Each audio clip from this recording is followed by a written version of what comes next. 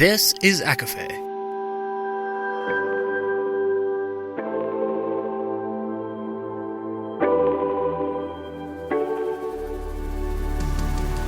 Laura Marie and Jessica Marie proudly present A Court of Fandoms and Exploration, a podcast.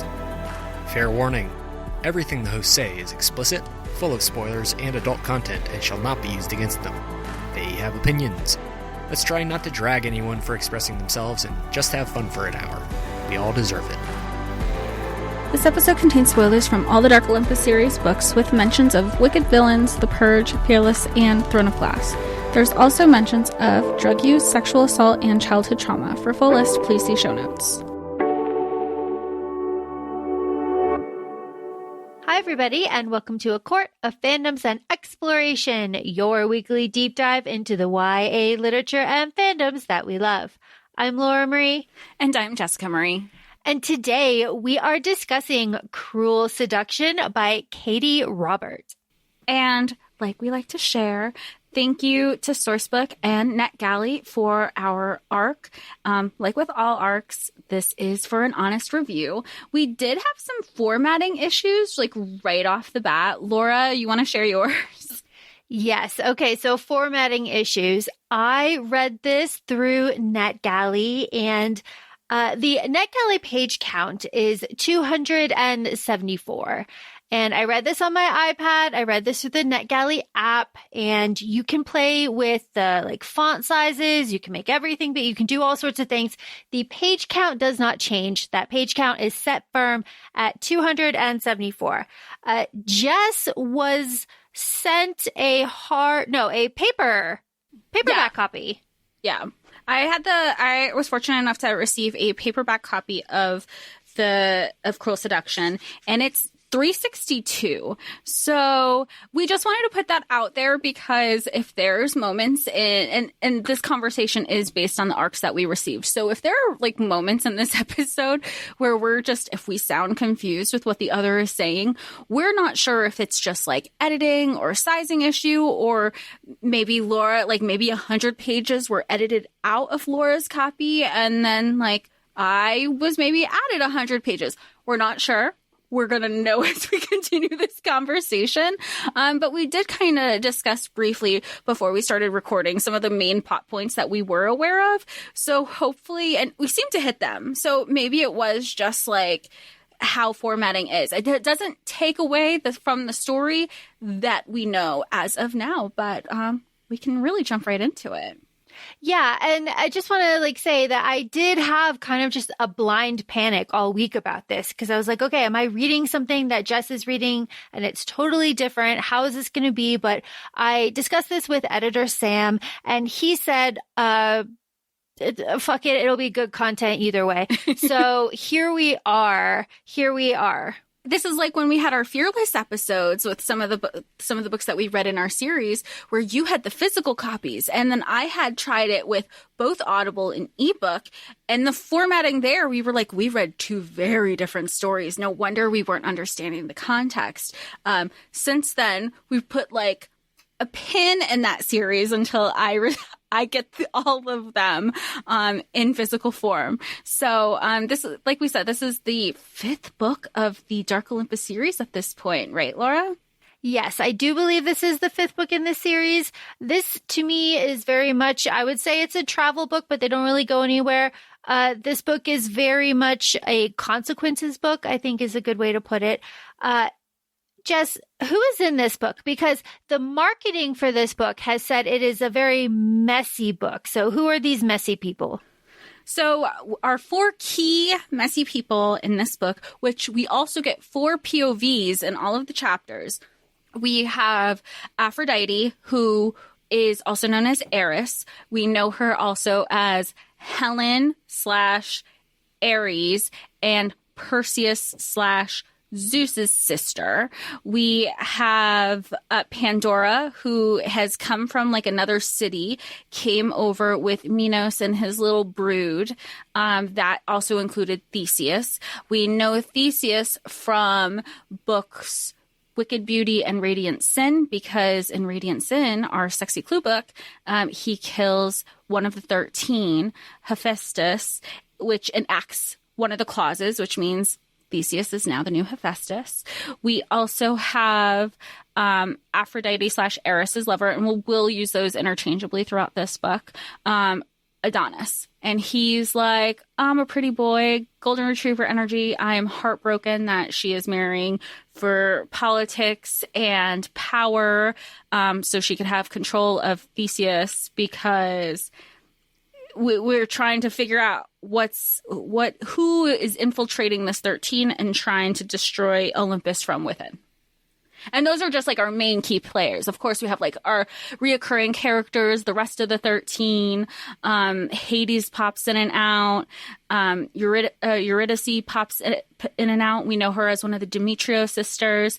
And at this point in the series, we also know that Persephone is just kind of like mentioned, but she's like at home with a baby. Yes. Yes. She is at home with a baby. And in the beginning, that is like, oh, you know, they don't really like screw anymore here. That's really like not really happening. And later they're like, oh yeah, she's pregnant. It was like, whoa, fun. Yeah, they were like, oh, the honeymoon phase is over. And I'm like, not so much. Not so much. Shout out to author Katie Robert, who is wonderful and who is a lovely person that I very much enjoyed meeting at a Polycon 2023 in April. She decided in this book to really use these names interchangeably, which has been a consistent criticism just that you and I have had in this series. It just gets fuck all confusing. And she really did kind of like trim it down and interchange the names, make it so that it was very clear who was who. And I really appreciated that, as much as I appreciated this Muse Watch recap of everything that happened in the beginning of the book. Oh, it was the recap, the Muse Watch. If you're not also familiar with it, Muse Watch is like a 2-part thing, right? Because we know Muse Watch as the media outlet in Dark Olympus. But if you follow Katie's, if you're signed up, subscribed for their newsletter, you can also find out, like, they'll send emails of like Muse Watch emails. So you get like additional information of what's kind of going on in Dark Olympus. But even if you don't sign up for the newsletter, it doesn't take away from the story either. But the recap especially helps if you're not doing, it's just like the key points, you know, like previously on such and such. And it's so nice because you don't feel like you have to do the reread in order to know where you are in the series. Yeah, because especially now in book 5, like that's a lot of books to like really catch up. So yeah, this little like bullet point thing that we have is really fantastic. And it just recaps everything that's happened in the books. And then we start off chapter 1. We've got Aphrodite and Eris. I have a criticism. This tattoo on her hip is not mentioned again for the rest of the book. I already forgot that she had a tattoo. So there we go. So do you think it was just a little addition, or do you think it's significant at some point? I don't know, because it's an anemone flower. It's a tattoo on her hip. It's still sore. So like, and she has bruises on her hips later in the book. And like, we know Hephaestus like has sex with her quite roughly on their wedding night. And it is just never brought up again. And it is something that just irked me. I was like, why is no one talking about this? It must still be read. She just had it done. She's probably still got the shit on it. Like, what is going on? It was just right off the bat. I was like, ooh. But Aphrodite Eris, I like Eris as a character.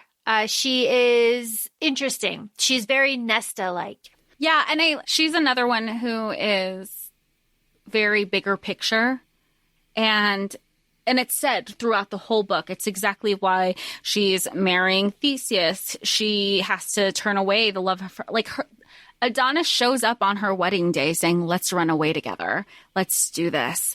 And she goes, no, this is so much bigger. Love you, but can't. And he's crushed. He's a good golden retriever boy, loves her. They have a very tumultuous relationship. We know that this is brought up in Radiant Sin because they went to Minos' party together. They're on again, off again. It's brought up here too multiple times. Even when they're trying to figure out how to continue their relationship forward later on in the book. And I'm jumping ahead here a little bit, but they go like, there's a reason we've never worked with just you and I. Like, there's something there's something there. We need to figure it out if we have to love each other in a healthy way. And there's an emphasis on how they can move forward to have a healthy relationship because up until this point, it hasn't been. Yeah. And it is quite consistent when a man comes up to you and interrupts your wedding day preparations or your wedding day. It's a very selfish thing to do, and it's never really about like you, it's about them. And right. This is very much about Adonis. This is very much about him like, run away with me, I can save you. But like, no, he can't. I like this little line here about Eris's wedding dress and the bridesmaids' dresses about how Juliet doesn't like her, so she didn't design them. It's just like these little like throwaway little Easter egg lines, and it's very fun. Jess, I know you love a sister moment. How did you like this Helen Eris sister embracing situation? Like you don't have to do this. Well, of course, I love a sister moment, and I love that. She as in Helen, because Helen has also knows what it means to be part of the politics of the 13. She was groomed under her father, Zeus. Her brother is now Zeus. Her brother put her up for dibs as a trophy in Wicked Beauty. And she said, fuck your politics. I'm going to do things my own way. I'm going to win my own hand in marriage. We love Helen. And it's said with Eris and her relationship. Eris is always saying, like, I wish I had Helen's spirit. She's just like our mother. You know, she's a little bit softer. Even though she was groomed under the same household, she did it kicking and screaming. And Eris just gives off very much older sister energy. Like, this is what I have to do. This is the responsibility. And these are the expectations that I have to withhold. And of course, some abuse is involved with that. A lot of it actually based on how she was brought up under her father, Zeus. I also very much love that Helen gives Eris a knife. She's like, do what you have to do. Take care of yourself, because Eris is going into this, Eris Aphrodite, same, is going into this marriage with Hephaestus Theseus, same, as a true marriage. She's really going to do it. They're going to consummate it. It's going to be a whole thing. There's going to be no grounds for annulment. That's really where she's kind of digging her heels in and saying, like, this is how I am going to run this. There's going to be just like no questions. And Hephaestus like does not want this wedding. He's talking to Minos and he's like, I really don't want to do this. His knee's all fucked up, and that continues throughout the rest of the book. And we get in these first chapters a big inkling that Minos is like really manipulating Hephaestus. There's a lot of trauma there. There's a lot of like guilt and a lot of just weird like father dynamics there. And I feel bad for him towards the end of it. All 274 pages of my copy towards the end of this. But this wedding is nice. It has some throwaway lines of tradition is a trap, right? That's kind of like a theme here. Tradition is a trap with the clauses, these weddings, the 13 themselves. You could say all these traditions are traps in and of themselves. It is what it is. I like Pandora is here. The 13 is here. This wedding dress, show me the art. Stunning, right? Oh, I loved it. It was like see-through lace. It was like a nude lace or like a flesh tone lace. And then it was all like hugging every curve of her, nothing left to the imagination, all the delicate lace wears covering what should be covered. And even all the bridesmaids looked great. And there's a line in here where Theseus is like, why does everybody have to be so hot? Like, this isn't fair. bridesmaids' dresses are supposed to look ugly. And thank you so much, Laura, for never having us look ugly. We look stunning in our red dresses that I still have mine and have worn. Like, we've all, I think, have worn ours on like at least more than once. And that's exactly what I was thinking. I was thinking of your bridesmaids' dresses. The red, yeah. Yeah, the red, because it was just so, and like it was fun. And this is where we start also getting the type of relationships that everybody has with each other. So you have Eris's side of the family, like, or the people in her life. The guys are part of Theseus's party. And really, it's just to be like, I'm watching you. And then he has really his best friend, Pandora, on her side, because it wasn't really at his insistence. It was at Eris's, because, you know, keep your friends close, your enemies closer kind of thing. And she also knew that was the one person that he kept close to her, the only person that like he ever saw smile around. Like, she as an Eris knew Pandora was important to Theseus. So she was going to have her like under close guards with her. So two things end up happening at the same time. Eris, Aphrodite, same person. I'll switch them, I will. And Hephaestus go off to have, as Eris says, lackluster sex. I love that. While that is happening, while they're consummating their marriage, while that is happening, Eurydice comes up to Pandora and is like, hey, you want to get out of here? And Pandora's like, are you coming on to me? And Eurydice like, no, I'm not coming on you, but like, we could be friends. You know, we're the same. Bond. Do you want to go to a sex club? And it's like, the way that the sex, I mean, one thing Katie's good at is always including a sex club. We know this. The casualness, like, Katie makes it seem like sex clubs they're just everywhere. And people just, remember those memes where they go, I wish people offered me drugs as much as they told you, like they wouldn't dare. Like, that's how people... I feel like I got cheated. Like, you want to go to a second? Like, where are those people? Just like saying, hey, you want to kind of like explore some curiosity? Yeah, it's you don't have to do anything. Just watch. It's totally fine. Like, come on. No one has ever approached me, and nobody that I have ever trusted has approached me and asked me that. I have been yelled at, you know, but no one I've ever trusted. Maybe one day. The thing that I like about Pandora, and I like Pandora a lot, is that she's drinking a lot. She knows that she's drinking too much. She's like aware of it. But she does shoot off text messages to Ariadne and Icarus. Yeah. Yeah, Icarus. And says like, this is where I'm going. This is who I'm with. Like, she's like, they probably won't see him now, but they'll see him later. If there's a problem, like they'll catch it. I do like that she had like the wherewithal to do that. Which is fun. And also the third part of this, I guess, is that Eurydice is also trying to make contact with Ariadne online so that they can bring Ariadne over to their side. Right, because Apollo has been hinting since Radio Sin, like, she doesn't want any part of this. She is very much a caged bird, and now she's being kept under wraps because basically Minos knows that she's loose-lipped and wants to jump ship. But I also think this is a part it's important to know at this part, like Eurydice, like we've known from book 1, she's living in Lower City. We also know that there's a barrier, and we also know that that barrier is faltering and getting weak. So like the casualness of just Pandora being able to cross this barrier to get to the sex club, I'm like, now everybody has access to it. And they even say it's like the worst kept secret, but everybody still whispers about it. Yeah, everybody still wants it. So they go to the sex club, and Eurydice, Chiron, and Pandora meet Aphrodite there. And Aphrodite's like, hey. And they end up back at Aphrodite's house. I do want to just circle back very quickly to the quote lackluster sex. Talking a little bit more about the tradition being a trap theme. Hephaestus will not consummate his relationship with Aphrodite without wearing a condom.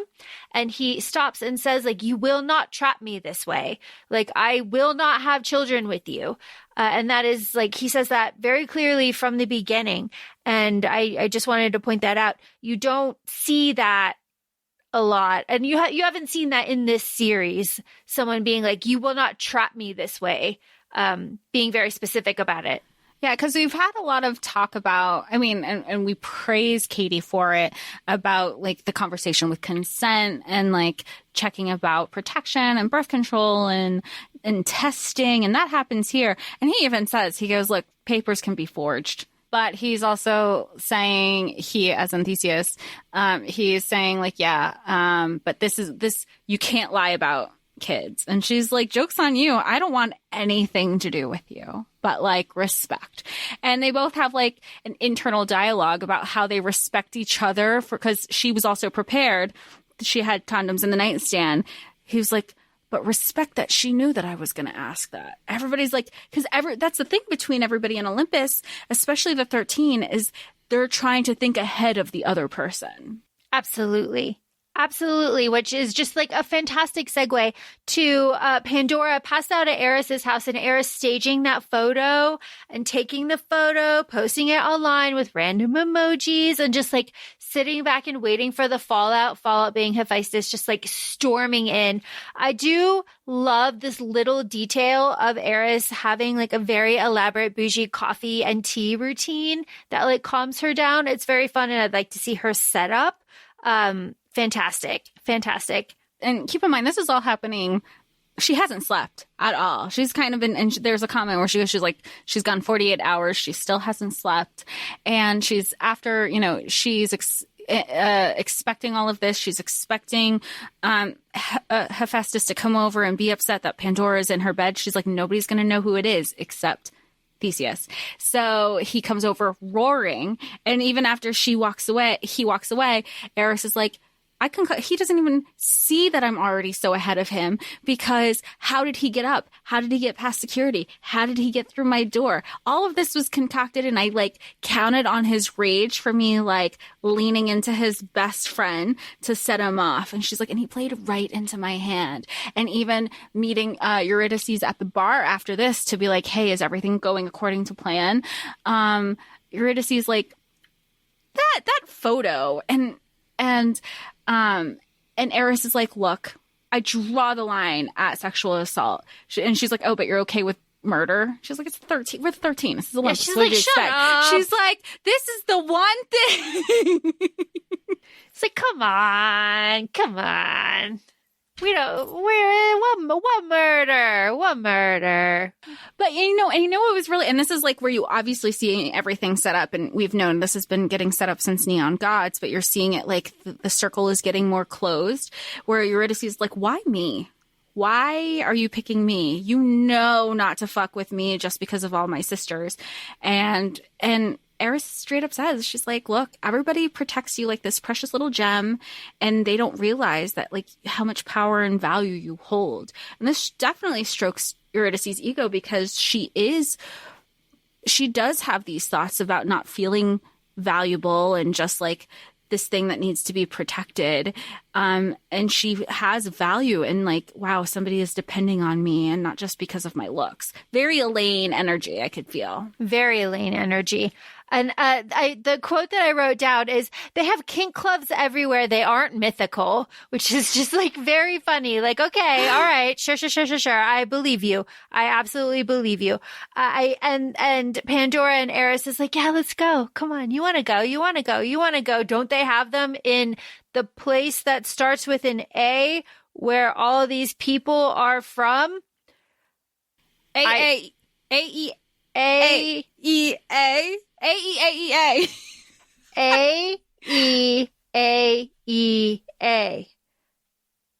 That place. If you're Greek, I'm assuming it's Greek because we're like dealing with Greek mythology here.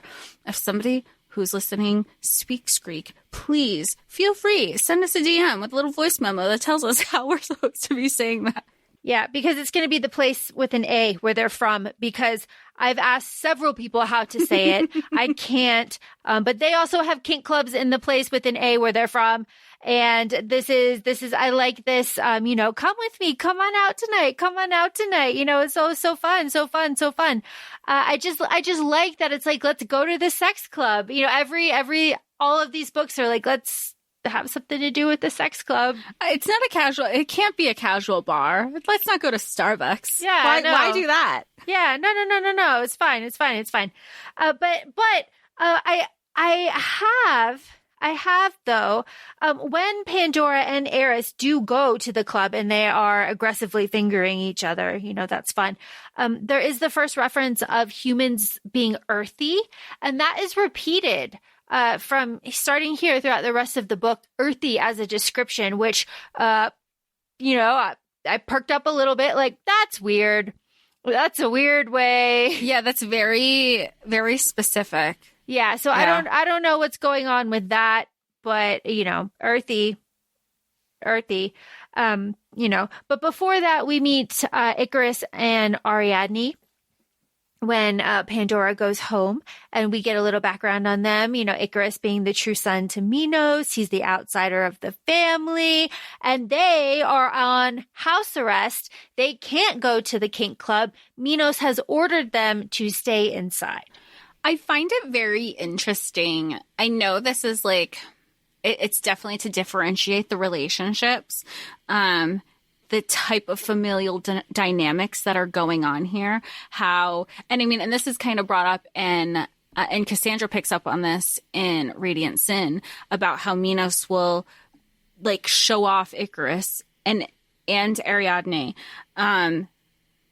being specific as to these are my biological children. And these are just like my foster kids. And even with Theseus and Pandora, they don't refer to him as like a father. They refer to him as a foster father.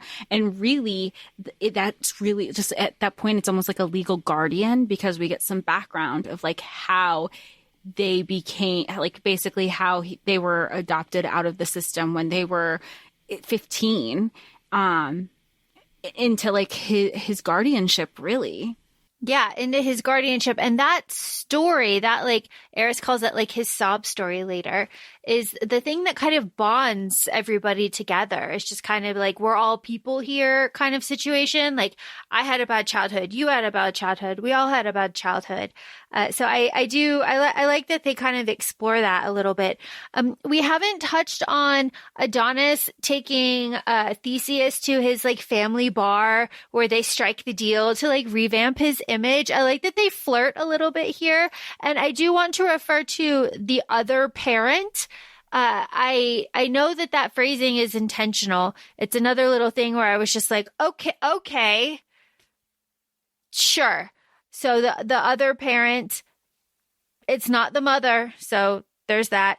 But I just thought it was just more like of a non-binary inclusive parent situation. But we don't know. We don't know. So did I, but we don't know. So I'm pointing it out. So, it's a strange phrase. It's a different phrase. Yeah, you're just like, oh, gonna pay attention to that. Because they're striking a deal here. And then like later Adonis has like a full conversation with his mother where they talk about like your parent, your other parent. It's just like, okay, are you intentionally, here's my point, are you intentionally concealing that name and that's going to like play in later? Or is that like a like specific reason situation? Do you know what I mean? Yeah, because Adonis even says, because they're talking about like different types of relationship, whether it's monogamy and polyamory. And Adonis mentions a comment like, oh, my parents are, happily married. So it's not a situation of like a really messy parental relationship where it's like the other guy. Like that doesn't seem like this is the situation, because Adonis clarifies that they are happily in a monogamous relationship. Yeah, it's just one of these things. We're paying attention.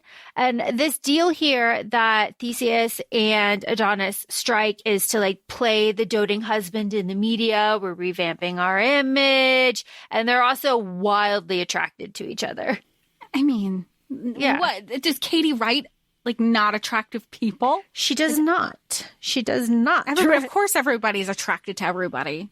Absolutely, absolutely. So part of Theseus Hephaestus's like new image revamp is that he needs to be seen as the doting husband. So he's waiting for Eris, like in the apartment, to come home. And he's like, where were you? Da da da da da. They have like angry. This is where they have angry sex, yes, and they fall asleep together. Yeah, this is the second time they've finally slept together. And she had just come from the club, hooking up. Yeah, I guess because she wasn't. Yeah, because she didn't get off. Right. She was getting Pandora off, and Theseus said, like, I see lipstick on her. I know that shade. I know that smell. Before Eris could even tease him that she's been like fooling around with his best friend, he's like, I smell it all over you. Don't fuck with her. Don't hook up with her. She means he literally just showed his whole hand right there. And she was like, make me. Yeah. Oh, okay. Make me. The big point there, though, of course, there's like smut there and it's lovely. But the point here being that they fall asleep together. Eris finally sleeps. And that is how Adonis finds them sleeping together, like actually sleeping together. And he kind of like bursts in, is like, oh my God, what is going on? Like, how are you? Because there was an attack on Athena. The discourse that Minos and Theseus and all of them were trying to sow is here. Consequences. That's why I said that at the top of the episode. Here are our consequences now. The general public is aware of like 90% of the assassination clause. They just don't have that last piece to like really lock it in. So they are just on a spree really for any vulnerable member of the 13. It's the purge. It's the purge for the 13. Yeah. Yeah, it absolutely is. It is the purge for the 13. So again, I have here Adonis. Adonis is looking at Theseus and he describes him as earthy. That's the second time. Again, what? Okay. Why?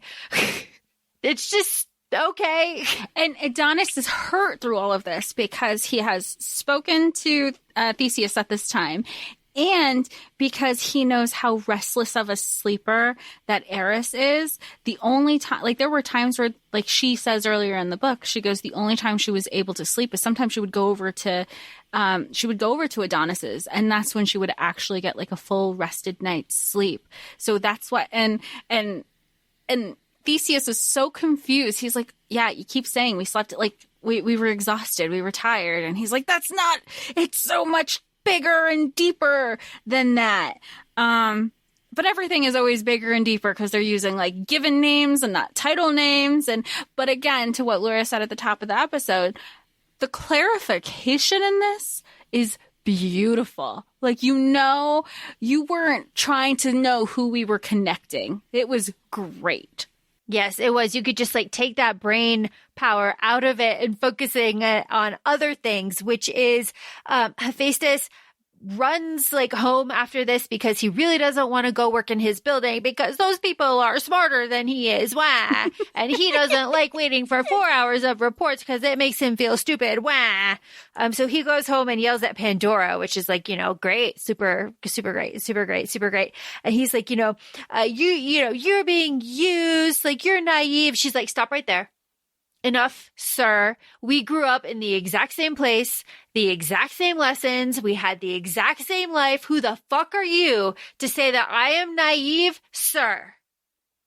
Get off my dick. And I love Pandora for that. I like Pandora. You know what? I also like every time that Theseus tries to tell her something, just like when he came over to be like, get your shit, we're going home. She's like, I was, but now I'm not. And he recognizes that in himself. He's like, I am self-aware enough to know that that was the wrong thing to do. I know her better enough that I can't be giving ultimatums because she'll do the complete opposite, even if it's against her own safety, just to prove a fucking point. And you know what? I get it. Yep, I absolutely get it. I also get that there are only 3 sex scenes in this book, and there are a lot more politics. And some of the politics here is Theseus overhears Minos talking about dock shipments, and once those shipments are delivered, it's all going to change, and that the lower city barrier is holding, even though it is faltering, but it is holding. And Minos is just like, you need to fix your fucking image, my guy. You're making us look weak. And let's add to this is that while all this is also happening, the 13 has met twice. They met earlier, and it was 12 of the 13 because I was going to say Hermione. Whoa, still Hermes. Clearly I'm in like Manacled mode. Hermes isn't there, and everybody's like, where's Hermes? And we know that Hermes kind of like flits in and out, and she was so significant in the taking down of the 13, or really Hephaestus in Radiant Sin, because she gave information to Minos, or in exchange for information from him of the person she was looking for. And it was all crock of shit because she's like, I knew all that. I knew all that information. That gives me nothing. So she's just outside beyond the border. And I guess like part of her role is that she is allowed to be. So there was a loose conversation about shipments and ports in Radiant Sin. So that kind of is brought back into this part of the book. So we know, and if you've been reading the whole series, you know that Poseidon is one of the 13. He oversees the shipping docks. But he kind of likes being left alone. Nobody really fucks with him. And it's the same thing with like Rowan Whitethorn, whoever is going to come out of that situation. It's never going to be not Poseidon. Yep. You don't want to fuck with Poseidon. I'm excited to see where Poseidon goes because we have so little of his character. But Pandora, after dealing with this, like getting yelled at by Theseus, is just like, you know what? Fuck this. And she goes over to Aphrodite, Eris, and she and Eris bond over some childhood trauma. And she tells her kind of like the bare bones of that, like, Theseus killed this guy for me to protect me. Then like we're together. Kind of. He's just like my best friend. There's like nothing there. But it was after he killed this guy, that Minos adopted him. And I just kind of got like dragged along. So like and then Eris is like, well, my childhood was also shitty. My dad was really terrible. He did all of this to me. And we also get through a little bit of exposition from Adonis that Zeus, Eris's father, broke like 2 fingers on her left hand, like all of this stuff. So just as you said, there was definitely abuse there.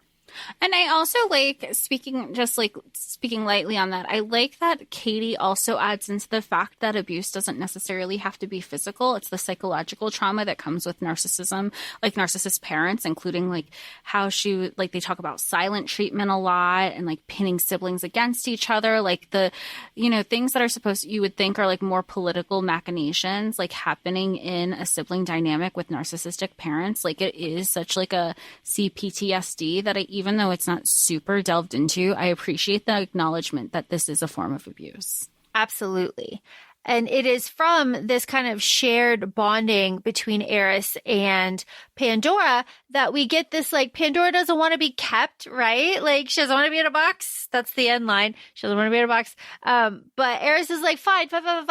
I know that we fit together very physically, but let's not have sex. Let's have open communication. Let's prove that we fit in other parts of life, because I want to spend more time with you. I want to be around you, but I know that you are too curious to be like kept. Okay, cool. While that is happening, Hephaestus and Adonis bang, bang, fuck me like you love me. So, and you want to know something? Katie has been sharing and like teasing fuck me like you love me for over a year, and how excited they were to share this and that we can have this now. Fuck me like you love me. It's so sweet. It is sweet. And it's good. It's like spice good. Like it's written well, but it's also like, that's a nice trope. It's a trope that you don't realize is there until like somebody gives it to you and you're like, yes, this trope. We love this trope. But rolling into literally not even 24 hours later, you have Eris, Aphrodite. How long have y'all been fucking? Yeah. She's like, She's like, you guys came right over. You rushed right over. What the fuck is this? Because I love it in our versions. They're italicized. She stopped. She's like, this doesn't make sense, until she calls him out on it, and she goes, they kept their cool, but she saw Adonis tense up. And Theseus was just like, since last night. It's good. It's good. It's good. Of course, so good. Of course, that conversation happens after Aphrodite is attacked by a gunman in her office. Yeah. But that happens. Like, Hephaestus is there. He's playing the husband. He's there to like throw in her face that he had sex with Adonis. But he gets there and he's like, "Do you want to have dinner? Like, you want to have dinner? Like, I don't know. There's something. And he sees the attack happen. He saves Aphrodite. But she like scrapes up her legs. He bandages them. She leaves them on. It's a whole thing. She does have a panic attack in her office. We're really humanizing Aphrodite a lot. But then it's like, it's okay. Hephaestus doesn't really know what to do. He leaves, right? He leaves there. He doesn't stay with her and wait for Ares to come. He like leaves there. But then after, it's Aphrodite and she's crying in the shower, right? And Hephaestus is like, I do not know what to do. What do? I am a dumb man. Help me, Pandora, help. And Pandora's like, oh my God, what happened? What happened? Oh my God, call Adonis. You will fuck this up. Call Adonis. I'll be there in the morning. And I like this part because, yes, we love the acknowledgement that he's like, I am a dumb man. But to an extent, because he's not so dumb that he didn't think to not call for help. Exactly. He was like, what do I do? Pandora, you care. You've been kind of fucking around with her. Like, what do I do? And at this point, both Adonis and Pandora had been calling and texting him all day, and he hasn't responded to anybody. So then when he's calling everybody back, they were like, this is why you've been ignored. You haven't talked to us all day. Like, we have been just reaching out to just like say, hey, what's up? And you've been withholding this information. Adonis comes exactly what she needs. And they all have a beautiful threesome. We love it. Because at this point, they're all been sleeping together in various capacities. Now it all comes to accumulation because at this point they're realizing, crap, I like you more and I'm supposed to hate you. What the fuck with my emotions? What the fuck with my emotions? We'll talk about it at the end. A little criticism on the timeline. But with emotions. But yeah, you're right. There is a very beautiful DP scene here. You know, very, very nice, very nice. I like Adonis's quote, like, she's my monster and I don't want her declawed. Love that. Love that. Because Eris like pushed through the day. She took clients. She didn't eat. Like, she had to portray this like strength, right? Because she gives everything for the city. She's embraced her role. Like, this is the image she has to portray, like strength or whatever, right? But she gets DP, you know, she gets dick down real good. And all of them do. All of them do. Good for them. And this is the moment where Hephaestus, Theseus, has a moment. He's like, he really feels needed. He was like directing everything. It kind of like balanced is the word that they use out the relationship there. And then that's kind of reflected in the domestic bliss scene in the morning. Just this is what you said. We're like, how long you been fucking? And Pandora is there making omelets. I'm a little stuck on Pandora because I do feel like she's left out, but she doesn't want to be in. So, which is, it throws me off. And Laura, we talked about this at the beginning of like before we started recording, with the fan art that we've seen that has been out there promoting this book. I kept waiting for the scene where it was all four of them. Yeah, so was I. So it was surprising that Pandora was insistent, repeatedly that she would not have a sexual relationship with Theseus, and she was just not interested in Adonis really over much, and that she usually preferred women. I was just like, oh, okay.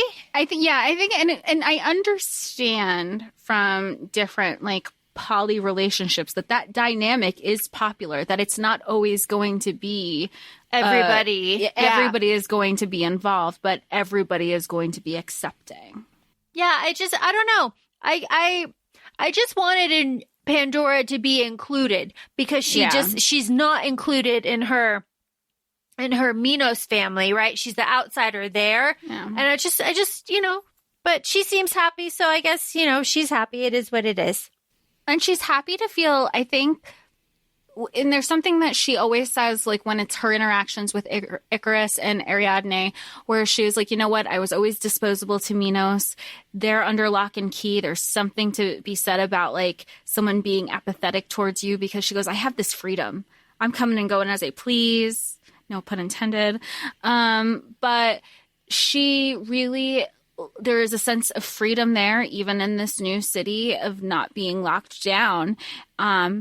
But she does get that need through the relationship that she's starting to establish with Adonis and Hephaestus and Aphrodite, because she says, like, I'm happy to do this. I'm happy to take care of you. Somebody, she, and all of them, because first she was like doting on Eris, and then she's making sure everybody's fed, because like Pandora knows that other people aren't necessarily going to take time out of their day for themselves. So like she's keeping everybody on track. And I think that, what would it be considered? I guess like acts of service. I think so. Yeah. Acts of service. Yeah, definitely. Let's see. Where are we? We're at the meeting. We're at the confrontational meeting with Minos, coming to the meeting with the 13, being like, "Hey!" But the 13 didn't know this. Like Zeus knew. All the 13 knew was that we were like, we need to have a meeting with all of us, sans Hermes, and they were like, we can't be colluding behind each other's back. Like we need to be on the same page. At least share that we're having this meeting. It's up to the 13 if they want to be in or out and participate, but we're not leaving anybody out. So everybody pretty much shows up. Then Minos walks in. Zeus expected it. He orchestrated it, and everybody was like, what the fuck? What are you doing here? Zeus is like, what's up? I'm done. I'm done with the bullshit, my man. Cards on table. What do you want? What's up? I respect the fuck out of Perseus for doing that. Honestly, like the balls that takes, just like lay it out. Well, I mean, we are also 5 books in, and Perseus is like, I've been playing nice guy. Which is what's scaring Eris at the end of this, this meeting, because he's like, these are the new stipulations. If I have to start ruling the way that Dad did through fear, then I will. Yep. So really nothing happens here. What happens here is there's a private meeting afterwards. But there is a little Hera Artemis hand touching moment that we have to touch on that, because it's just like it's like, oh, what is that? It's like, oh, what is that? That's probably coming up later on in the books. Right? Probably. Yeah. Oh yeah, probably. I mean, I don't know what the next ones are. I know Midnight Ruin, but that's more of a Eurydice, and Charon, I know, are in that one. But definitely, because it was meant to not be noticed, except Hephaestus picked up on it. Yep. All right. So here we are now in the private meeting. After that meeting went to hell and everybody stormed out and nothing got done. And Zeus is starting to lose it, just as you said. He's starting to really scare everybody. And he says, you know what? Fuck this. 3 days. Turn your husband to our side, Eris, or I'm going to murder the fuck out of him. Well, and let's not forget that Eris was the one who proposed it. He was ready to just like unalive him on the spot. And she's like, I can turn him. Because he's questioning her. He goes, are you compromised? Mm-hmm. And she's like, I'm not compromised, but like, it's like Ariadne. Like, we could probably get him to side with us. He goes, you have 3 days. Yep. And everybody's kind of in a pickle here too, because Apollo's in this meeting. Hi, Apollo. And he's like, listen, we have to do something. Like, the city is in chaos. There's all these attempts on everybody's life. Like, Helen is super stressed about all this bullshit. Like, why don't we go public with the barrier? Why don't we tell them that, you know, all this shit is happening? Because Apollo is just like, because this is bad. All of this is bad. And they're like, no. We're just gonna off Hephaestus. That's gonna do it. That'll do it. And Apollo's just like, that's not gonna do it. Because it doesn't solve the problem that everybody knows about this clause to an extent. Unaliving Hephaestus, that's okay. There's gonna still be another Hephaestus. There's always gonna be a 13. So, like, it doesn't solve the problem. And this also is where things start clicking into place for Hephaestus, because of information that Eris shares with him, where he's like, I was always collateral damage. Yeah. And well, that meeting kind of like comes up next, because Hephaestus goes to Minos and he's like, tell me the plan. And the Minotaur's like, tell me the plan too. It's like, oh yeah, you're here too. Okay. All right. Cool. And Minos says, you're collateral damage because you're one of the 13 now. We're going to abolish the 13, and the benefactor, who's a woman, is going to come, and she's going to take over, and she's going to rule. I'm not going to rule. Minos, I'm not going to rule. I like being close to power, not the one in power. And our benefactor, Olympus, owes her a debt. And she is going to fucking do whatever she wants to it. So then the question has to be, who is the benefactor? The immediate thought is that it's Hermes, but like, I don't know how that would fit. My thought is that it's Eris's mom.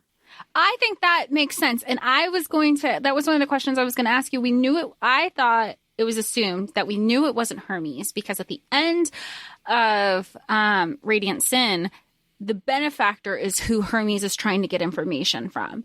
So, but when I wanted to ask you, I'm like, who could this person be? When you said Eris's mom, I was like, oh, that's a good speculation, because I was either thinking not that, but somebody from Wicked Beauty, because of how often, like, we had been speculating for some time about the connection between Hercules and Wicked Villain and Hercules in this series. But it's kind of, we were like, well, Hercules hasn't really been brought up through that speculation and through reading multiple books. Katie has since brought out that Hercules is that connection kind of thing between the two worlds in a way. And because of how often Hercules is brought up here, we're like, well, is that female benefactor possibly somebody from Wicked Villains? But everything is speculation, because even at the end of this book, we don't know. Yeah, we don't know. We do know that they keep mentioning Hercules. Like, every single chance that you could possibly bring him up, Hercules is brought up.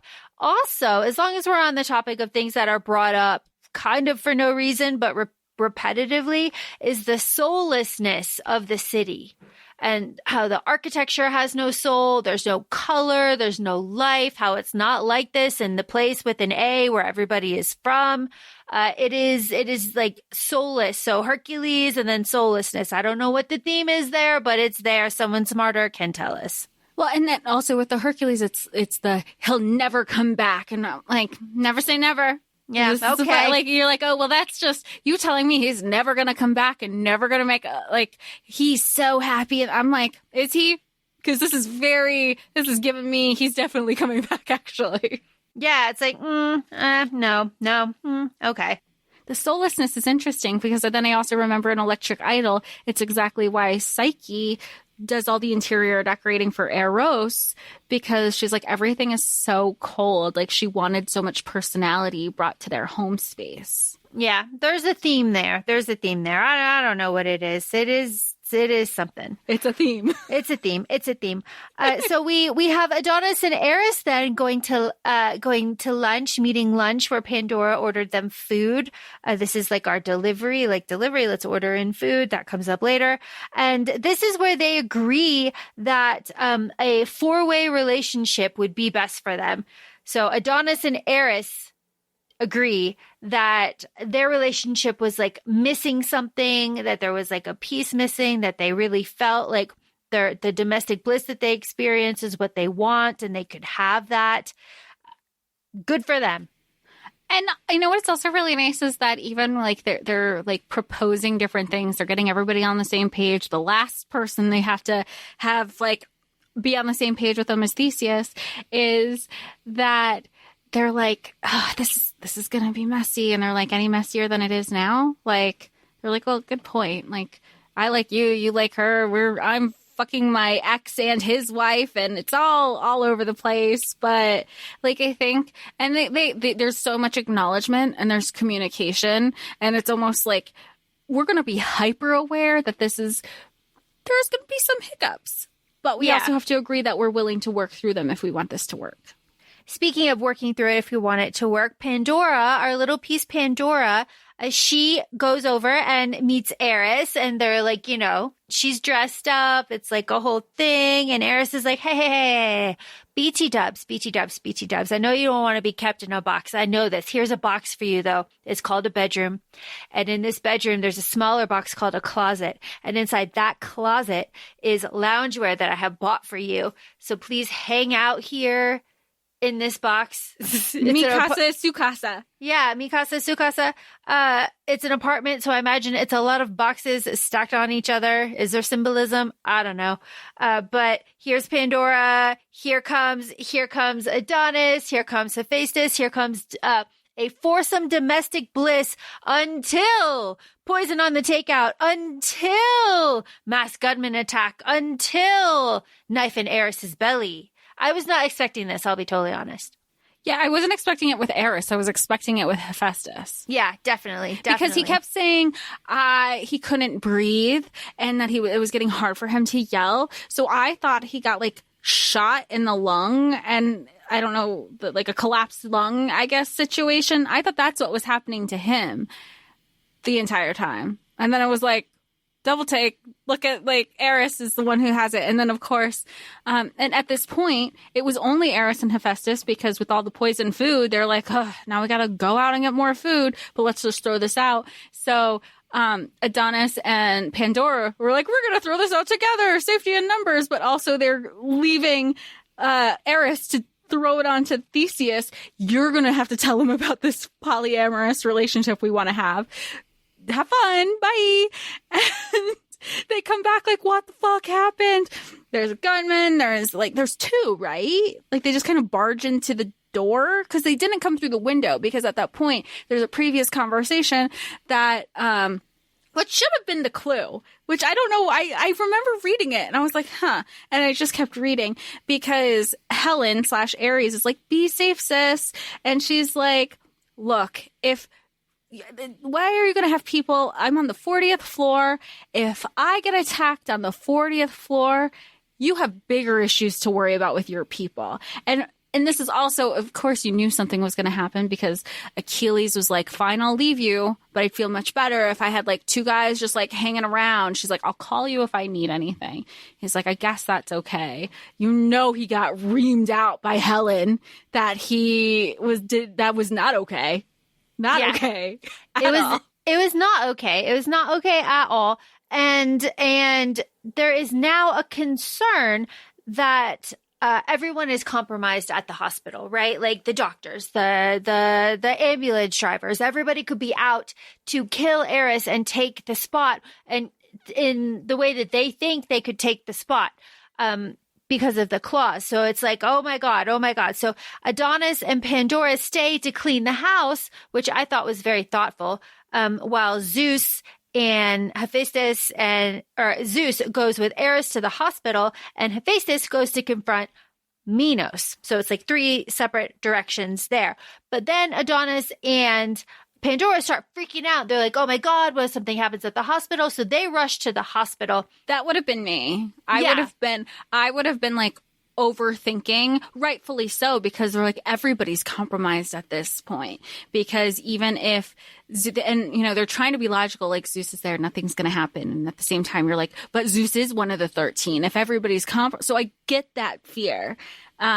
but it's all like 3 different things are happening at the same time. So you're like, it's the same timeline. Well, this is happening over here. This other thing is happening over here. The other thing being Hephaestus confronting Minos again and pushing through the trauma that like this trauma bond and guilt and responsibility of being tethered to this person who he felt obligated to for taking care of him for half his life. Yeah, with the threat, I'll skin you alive, right? Like, fuck you, my guy. Just like you taught me, you know I fucking can too. And he says like he paled. Yep. He's like, oh gosh. But that's a clean break then. So because Hephaestus Theseus is going to resign, he hates his position. It doesn't fit for him. He's going to resign. He doesn't want it. And Minos is like, oh, well, fuck. Okay. But then Theseus is walking past the Minotaur, and the Minotaur is like, hey, dude, what the fuck you doing? It's like a sinking ship, my guy. He's like, I'm going to go chase some happiness. You should chase some happiness too. So like, obviously I know we're getting a book with the Minotaur. But that was very interesting. And then he just kind of, but here's the thing, like he didn't kill him because he said earlier that he wouldn't be able to kill him. Theseus, Minos. But like that's unresolved. Like nothing happened there. He just yelled at him and ran away. It's like, I think it's just like just experiencing trauma in a different way. Like this type of parental child relationship, for lack of a better term. He's like, I can't kill you, but I'm going to go no contact. Which is helpful for him personally, not helpful for the city. No, it's not helpful for the city. Didn't glean any plans. No, didn't stop anything. No, the only thing that he does do, and he's like, hey, Zeus, BT dubs, there's this shipment, and I don't know, but like, you're going to get some answers. Maybe. And Zeus is like, bet, finds out, and he's like, so the shipment has already been like collected, but like thanks for looking out or trying. Yeah, cool.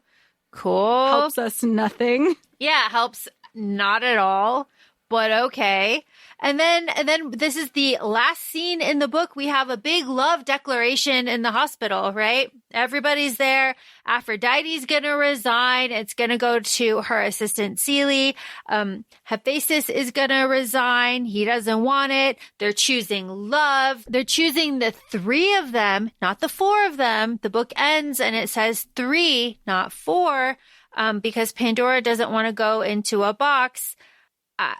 I just feel like she's left out. Wait, I'm rereading it, and it's coming from, hold on, chapter 37, Aphrodite's point of view. For the first time in my life, I want love, not power. More, I can have it with these 3 together. So she's talking about herself with the 3 of them. So it is 4. It doesn't sit right with me. It doesn't sit right with me. I don't know why. Is it because you have like the triangle that's so interconnected with each other? Yes. And yes. Is that why? Okay. Yes. That's why it is, because you have a triangle and then she's on the outside. And even though she chooses to be on the outside, when she wants inside, she will never be in the triangle. She will only ever be with Eris on one side. So I don't know. It is not sitting. I think there are relationships like this in real life that I don't understand. I know myself, like I try to see like, okay, could I put myself in this situation? Does it seem all like it's going to work great? Sure. However, I know my own insecurities. I would be the person constantly feeling like I'm looking into something, and I would like have that anxious like avoidance style where I start avoiding everybody and reclusing myself because I don't feel like I'd be a part of it. But that's my own insecurities. So that's how I try to look at it, as like, I wonder if Pandora is feeling that way. Just like when she was like, I felt bad about the breakfast, even though she wanted to. They were like, can I get eggs? Can I get eggs? Can I get eggs? Yeah. I agree with you completely on all fronts, as I usually do. I couldn't do this. I would also feel that I was intruding and like taking away from their like deep family dynamic. but she's going to live there. Maybe sometimes they said that they were going to readdress it because Theseus was straight up like, fuck no. Not because he didn't want them part of the relationship, but he was worried about the safety of her bringing like whoever, like you can have all the partners you want, but like that also affects the safety dynamic, not just for me, but for like the other two people and their triad of a relationship. But it is a polyamorous relationship in what works for them. Yeah. I mean, like, good for them all around. It's just me. It's all my own shit. It's all my own shit. Speaking of all my own shit, as long as we're just like dumping, let's. Another part of my own shit is that I have been very deeply involved in my Dramini spiral, which that I do.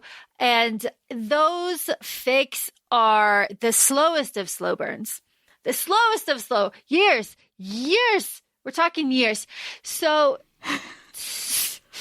And you've been really good. I mean, I know this is a little off topic, but you've been really good about picking fics that are completed. Could you imagine the ones that have been going on for years? No. One of our friends, I'll tell you about who it is after. This person has written fanfic, hasn't updated it since 2015. And that person still gets email notifications that people are just waiting. Could you imagine?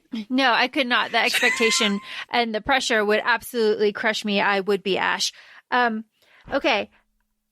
I mentioned early on in the episode that I wanted to talk about the timeline real fast. I knew you were going to bring it up because I had such an issue. Hot damn, these people fall in love fast. Good for them. Good for them. No criticism. Just, love is very free in this city, but hot fucking damn. This is like a week? Yeah, because it was really only a couple days. Because, there was a specific line that I think even Eris says where she goes, if you told me a week ago that I'd love my husband that I wanted dead. Yeah. So it's just like, like, oh, okay. Sure. It fits with the story. It's consistent in the world of the story, which is, the thing that you have to look for. Yes, it's romance. Yes. I understand. I just don't know what they fell in love with. Orgasms? Because that was like, they were like, oh my God, I've fallen for her. And I'm like, where? When? How? Who did you? The eye contact during the sex. Like, right? Like, that's the tender moments. Well, I don't know. Good for them. It's all good for them.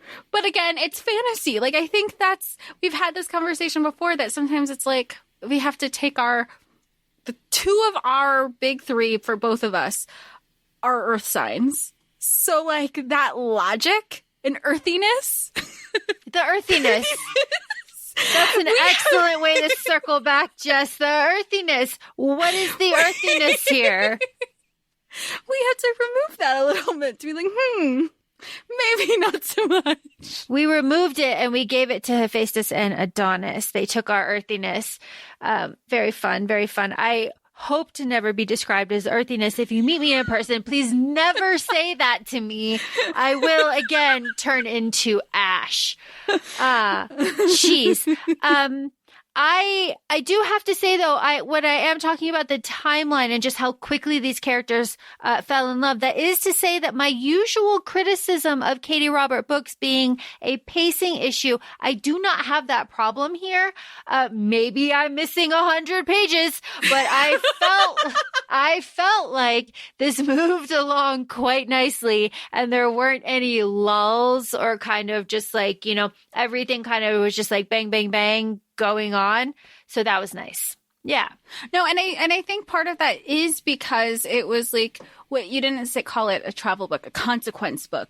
It was very much a book like if it's not the consequences of my own actions. Because I think Katie has even said that you can read books 1, 2, and 3 as standalones, but typically you want to read them all together. But it's once you got to book 4 with Radiant Sin, you're going to want to like have everything together because there's a lot of pieces of the puzzle. And this one, you absolutely needed all 4 leading up into this. But because it was a consequence book, it was just, like you said, it was just like, okay, well, we knew if you killed one of the 13, now the public knows. It's all about what's happening with the public. It's the Purge. You had Sexy Clue, now we got the Purge. Yep, Sexy Clue, now we have the Purge. Excited and interested to see what comes next and where this goes. Very fun. Very fun book, very enjoyable. I will admit, I don't know if I would read this one again. Again, it is very short for me, 274 pages. I love that you keep bringing that I'm just so shocked at this formatting thing. And I do feel like that knowing bullet points of this is enough, especially when we have the completed series and you can kind of just like look at a book and be like, okay, it was this, and this. Or, you could just like listen to this episode again as a refresher. Oh, of course. Always. You can always listen and re-listen to ACOFAE episodes. Of course, we love that. So that being said, thanks for joining us. Feel free to follow us on ACOFAE Podcast on Instagram. We're also both on TikTok, ACOFAE Laura and ACOFAE Jessica. Thanks for joining us, and we hope to talk to y'all soon. Bye. Bye.